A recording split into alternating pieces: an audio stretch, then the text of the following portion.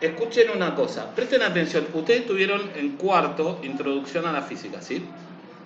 Entonces, a ver, dentro de introducción a la física, ustedes vieron que tenían algunas funciones que escribían, que por ejemplo decían que la velocidad, por ejemplo, en función del tiempo, se expresaba de la siguiente forma. Si esa velocidad era constante, yo la podía expresar así. Supongamos que esta velocidad es 100 kilómetros sobre hora durante 3 horas. Entonces, yo les pregunto a ustedes, más allá de que recuerden o no recuerden física, si ustedes viajan a una velocidad constante de 100 kilómetros sobre hora durante 3 horas, ¿qué distancia van a haber recorrido? 300 kilómetros, ¿eso está claro? Bueno, a ver, ¿qué pasaría si yo averiguo el área de este rectángulo? Si yo me pongo a averiguar el área de este rectángulo, voy a decir lo siguiente. Bueno, el área de un rectángulo es base por altura, ¿sí o no? El área es igual a la base por la altura. Bueno, el área de este rectángulo va a ser 3 horas por 100 kilómetros sobre hora. ¿Todo el mundo de acuerdo? Hora se me va con hora y esto me da 300 kilómetros. En principio, al multiplicar yo me estoy dando cuenta que me está dando una unidad de distancia. Pero no solamente eso, sino que la distancia es la que yo hubiese recorrido. El área que me está quedando debajo de esa distancia es la que hubiese recorrido. Eso está pasando en una velocidad constante. Bueno, yo podría preguntarme, pero profe, ¿y si la velocidad no es constante? ¿Puede pasar eso? Este movimiento que ustedes ven acá, nosotros en física lo denominábamos MRU o movimiento rectilíneo uniforme. Ahora, veamos qué pasa si ahora yo analizo en una velocidad que no es constante. Digo que un móvil parte del reposo, y al cabo de 2 horas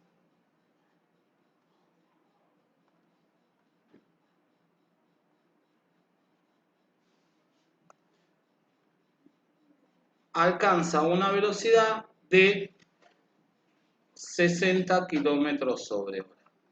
En este caso, voy a decir que esto es velocidad, esto es tiempo, y ahora, ¿qué figura geométrica me quedó formada? ¿Qué figura observo acá?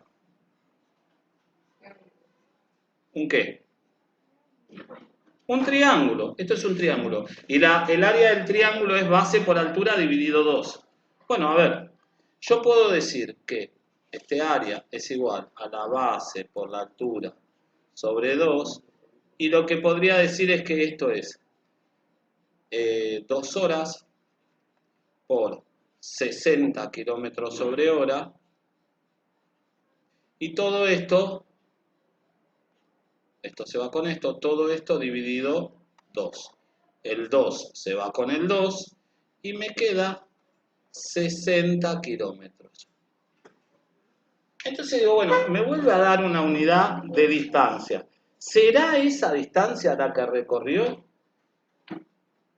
Para eso habría que recordar alguna de las fórmulas de física. Y en MRV la distancia recorrida es igual a la velocidad inicial por el tiempo más un medio por la aceleración por el tiempo al cuadrado. Yo se las recuerdo. Como este móvil parte de velocidad cero, porque me lo está mostrando acá, ¿lo ven que parte de una velocidad cero? Parte del reposo. Este primer término se me va a ir, porque cero por algo va a dar cero, ¿sí o no? El tema es que yo no tengo la aceleración. ¿Cómo se calculaba esa aceleración? Bueno, esa aceleración era la variación de la velocidad sobre el tiempo transcurrido. ¿Cuánto varió mi velocidad? Mi velocidad varió de 0 a 60, 60 kilómetros sobre hora. ¿En cuánto tiempo? En 2 horas. Quiere decir que esta aceleración es 30 kilómetros sobre hora cuadrada. Buenísimo, ya tengo esa aceleración. Entonces vengo acá y digo, a ver, la distancia recorrida sería la mitad de la aceleración, o sea, un medio de la aceleración es la mitad, 15 kilómetros sobre hora al cuadrado, ¿está bien? ¿Lo ven? Reemplacé acá, ¿sí? Un medio por aceleración sería lo mismo que la mitad de la aceleración. ¿Por quién? El tiempo al cuadrado. ¿Cuánto era el tiempo? 2 horas al cuadrado sería 4 horas cuadradas. Simplifico hora cuadrada con hora cuadrada y ¿cuánto me da esa distancia? 60 kilómetros. Entonces, ahora vengo y miro y digo, epa, me dio lo mismo que el área del triángulo. Entonces, acá me empiezo a plantear un par de cosas y digo, si esta cuestión funciona para todo, es un golazo. Porque en algo que se va moviendo de manera curva, pero digamos, no en una manera uniforme, como sería MRU o MRV, para mí sería un golazo porque yo empiezo a entender un montón de cosas. Empiezo a saber cómo calcular qué distancia recorre, entre otras cosas, un móvil cuando yo salgo desde mi casa. Pues yo salgo de mi casa en vacaciones y ¿qué hago? Salgo, antes de salir ya me peleé con mi mujer, mis hijos, mi mujer cargó 77 valijas arriba del coche, mis hijos no se quieren despertar, ellos quieren venir pero no quieren cargar ninguna cosa, bueno, entonces salís, tu hijo te agarró la camioneta, te gastó el combustible el día anterior, entonces tenés que volver a pasar por la estación de servicio, salís de tu casa, para en la estación de servicio, cargas combustible, alguien quiere ir al baño, seguramente, otro te manguea para ir al coso, bueno, volvés, y todo ese tiempo venís subiendo, bajando, en el medio del camino alguien tiene ganas de nuevo de ir al baño, porque no te avisó. Tienen 17 años como ustedes ya, pero no se dan cuenta de que tienen que ir al baño en algún momento, y van pasando todas estas cosas. Y entonces vos, ¿qué vas haciendo? Vas oscilando, vas frenando, acelerando, y vas haciendo muchas oscilaciones. Mi desplazamiento se va a ir comportando algo así, frenos, y me hace... Y digo, está buenísimo que yo pueda calcular eso y pueda saberlo. Y eso lo puedo saber. ¿Con qué? Con el área debajo de una curva, en un periodo de tiempo definido.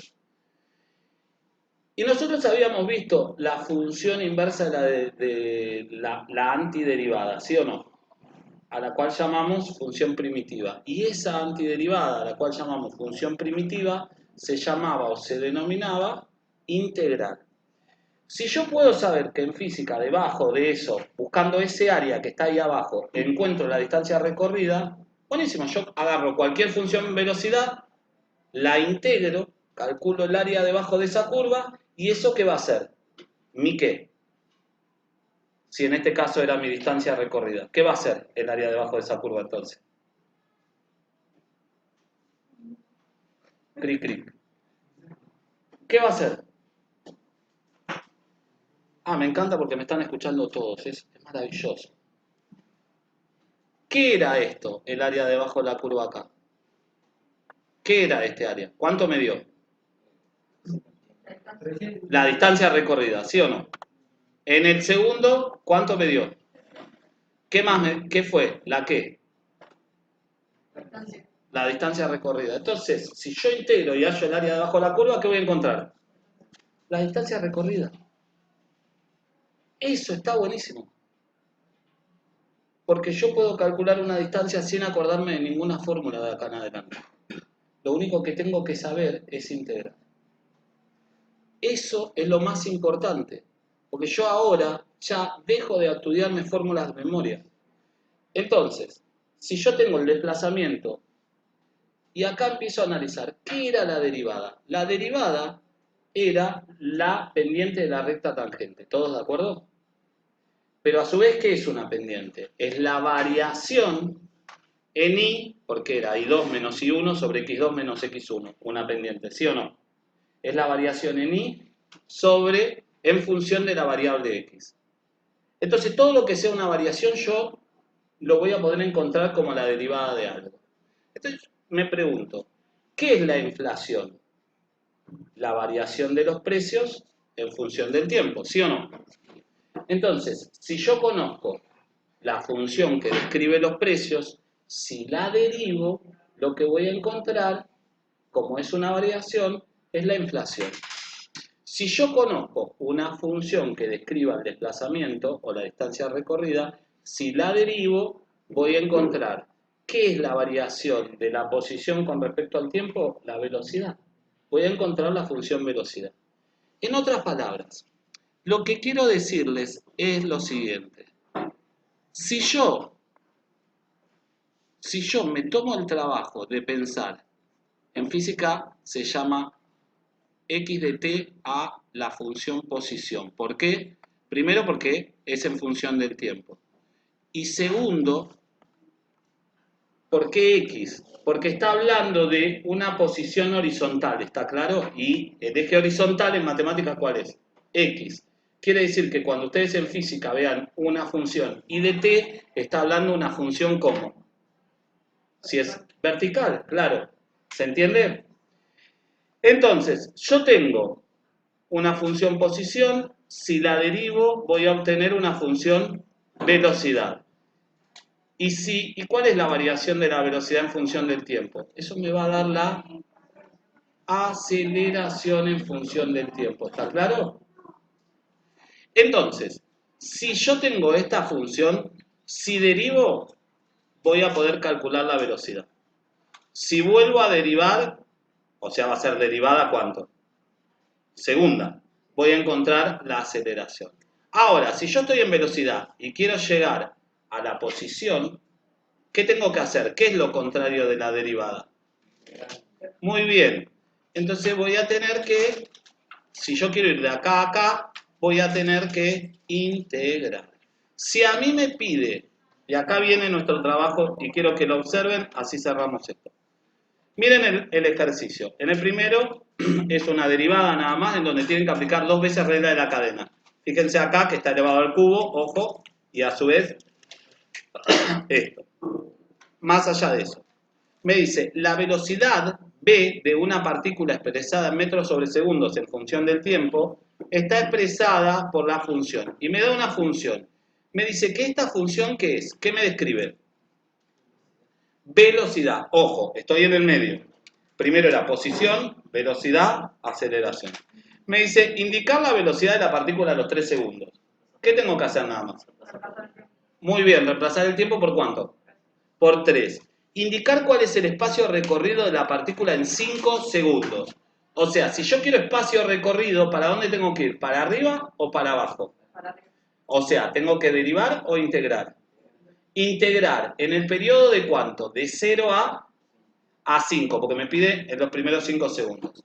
Segundo, el siguiente ejercicio me dice, el desplazamiento X, me está hablando ya de desplazamiento o de distancia, expresado en metros en función del tiempo, es 1/3 de t cubo menos t. Me dice indicar cuándo las velocidades son nulas. Me pide velocidades. Estoy en distancia, ¿qué tengo que hacer?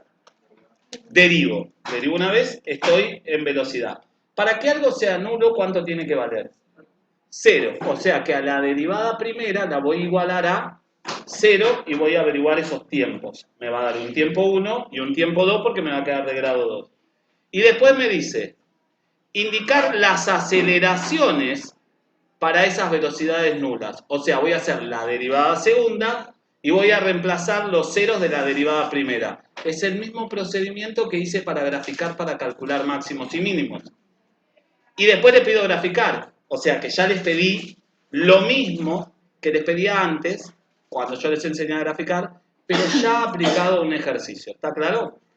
Entiendan esto, cada cosa que ustedes puedan expresar como una variación de algo en función de algo, eso va a ser una derivación.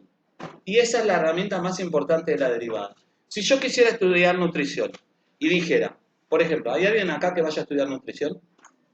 Bien. Digo, ¿qué quiere decir la pérdida de peso? Adelgazar. Es la variación de la masa en función de adelgazar o engordar, ¿no? Puede variar para arriba o para abajo, ¿sí? Entonces, si yo tengo la función que describe mi tipo de cómo se expresa mi masa, con las variables que va a tener que ver con calorías, con cantidad de ejercicio y algunas cosas particulares, si yo derivo eso, voy a obtener la posibilidad de algunas cosas para saber cómo puedo bajar mejor de peso. ¿Qué es lo que hace un nutricionista? Estos nutricionistas que son deportólogos y estas cuestiones que se fijan y saben todas estas y cuantifican todas estas cosas. ¿Está claro? Entonces todo lo que ustedes analicen así va a ser de esta forma. Bueno, la idea era, lo que pretendía era que ustedes vean cómo puedo aplicar tanto derivadas integrales en algunas cosas de la realidad.